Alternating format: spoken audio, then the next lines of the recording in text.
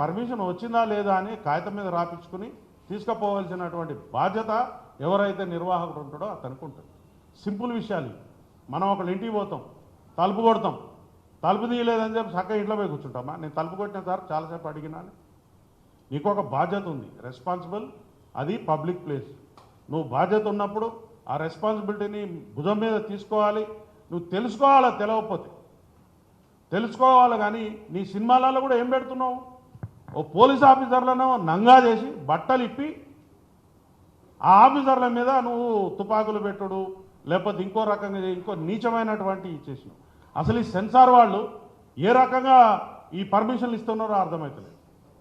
ఒక బాధ్యత కలిగినటువంటి ఒక పదవులు ఉన్నటువంటి ఒక పోలీస్ ఆఫీసర్ క్యారెక్టర్ నువ్వు తీసుకుని ఆయన బట్టలు చింపేసి రాత్రిపూటను బట్టలు చింపి పోలీస్ స్టేషన్కి వదిలిపెడితే ఆ పోలీస్ స్టేషన్లో ఉన్న కుక్క కూడా ఆయనను గుర్తుపట్టదు. అట్లాంటి పరిస్థితులు నువ్వు సినిమాలు తీసే పద్ధతి అదే? నువ్వు సమాజానికి ఏమైనా సమాచారం ఇస్తున్నావు? పోలీసుల మీద పబ్లిక్ని తిరగబడమంటున్నావా? మరలవాడి పోలీసుల మీద చట్టాన్ని చేతిలో తీసుకుని పబ్లిక్లో అన్రెస్ట్ చేయాలని చూస్తున్నావా? స్టేట్ అనేది ఏంటిది? రాజ్యం అనేది, రాజ్యంలో ఒక పద్ధతి ఉంటుంది, దానికి ఒక రాజ్యాంగం ఉంటుంది, చట్టాలు ఉంటాయి. చట్టాల ప్రకారం మనం బతకాల్సిన అవసరం ఉంటుంది.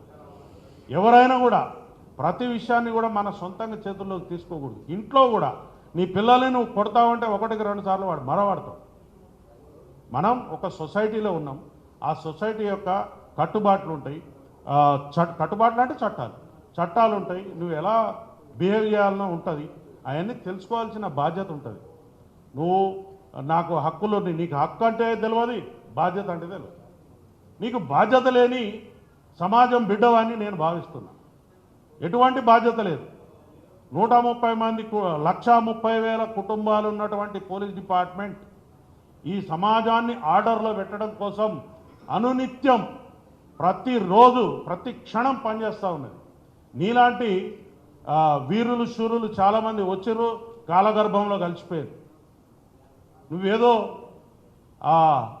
సినిమాలో డైలాగులు వేసి అది లేదు ఇది లేదు చేస్తే మొత్తం నీ రీళ్ళన్నీ కట్ అయిపోతాయి.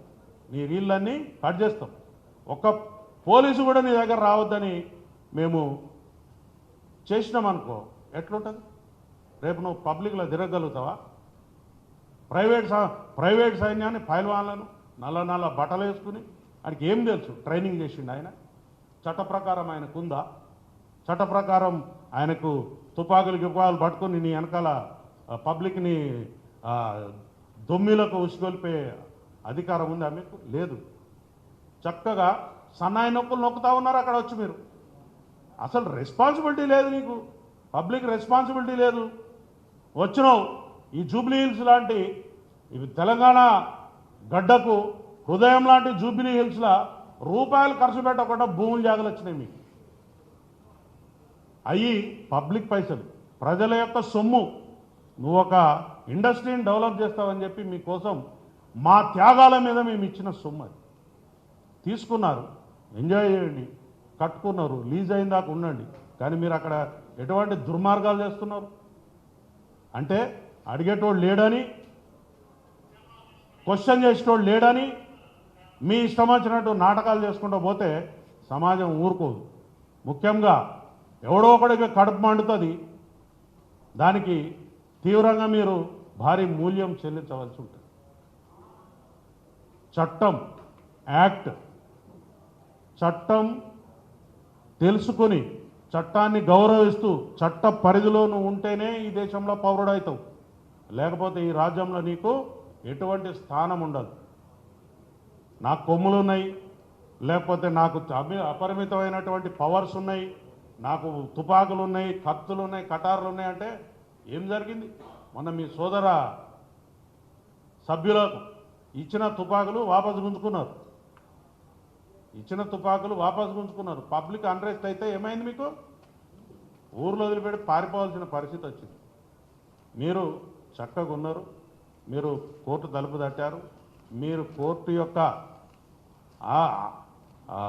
నిబంధనలను తూచా తప్పకుండా పాటిస్తూ మీరు చట్టబద్ధమైనటువంటి జీవితాన్ని గడిపితే ఎవరికి అభ్యంతరం లేదు. పొద్దున్న లేచి టీవీ పెట్టగానే వాడిని తిట్టాడు వీడిని తిట్టాడు ఏంటిదండి ఇది? What is this? We are in the society. నువ్వు ఏమనుకుంటున్నావు?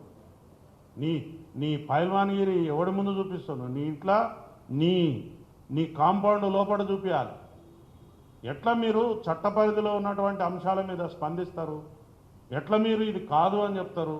మీ దగ్గర ఏమి ఏజెన్సీ ఉంది? ఈరోజు డెమోక్రసీకి దేవాలయం లాంటి మన అసెంబ్లీలో ఒక వ్యక్తి ఒక చిన్న కేసు గురించి 1 గంట ప్రజా ధనం వృధా అయిందనంటే మీరు ఈ రాష్ట్రాన్ని ఏ స్థాయిలో ఇబ్బంది పెడుతున్నారో అర్థం చేసుకోండి. అన్ని పనులు విడిచిపెట్టుకుని ఇట్లాంటిది ఒక కామన్ కేసు అది. నువ్వు చట్టపరంగా నువ్వు నిర్దోషి అయితే ముద్దాయి ఉన్నావు, నీకు ప్రొసీడింగ్స్ ఉంటాయి, దాని ప్రకారంగా నువ్వు వెళ్ళాలా, లా ప్రకారంగా నడుచుకోవాలి, తీపించుకోవాలి నీ మీద కేసు.